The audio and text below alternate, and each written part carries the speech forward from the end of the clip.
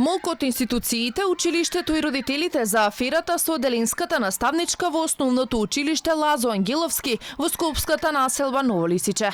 Ни за прашање, но ни еден одговор за скандалот кој го тресе ова училиште. За сега останува нерашчистена дилема за тоа каков наставен кадар се вработува во образовните институции и како нивното поведение влие врз образовниот процес.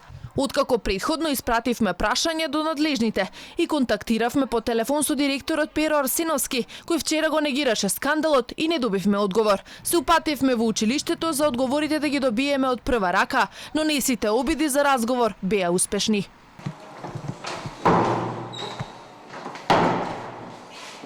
Најпрвин го побаравме директорот на училиштето, но неговата канцеларија беше заклучена исто како и канцеларијата на неговата секретарка. Став не добивме ниту од заменик директорката, која што беше на работа.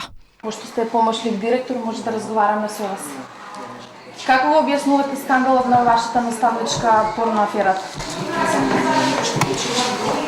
Мола? Зошто да го напуштиме? Па нема да ни дадете одговор. Се упативме и кај педагогот.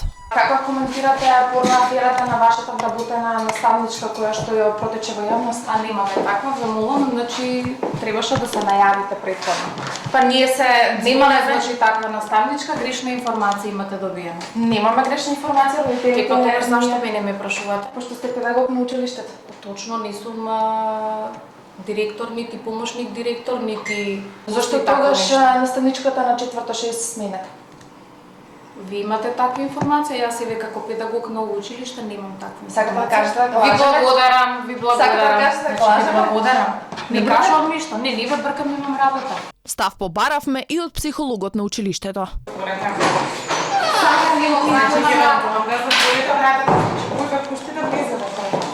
Наставничката од вчера е сменета од паралелката по иницијатива на родителите, чии деца цела година биле обучувани од овој педагог. Според информациите од изворите на Алфа, експлицитните фотографии наставничката сама си ги објавувала на својот Facebook профил, а родителите биле информирани преку анонимен испраќач кој испратил линк од сајт за возрастни, каде имало прикачено и видео.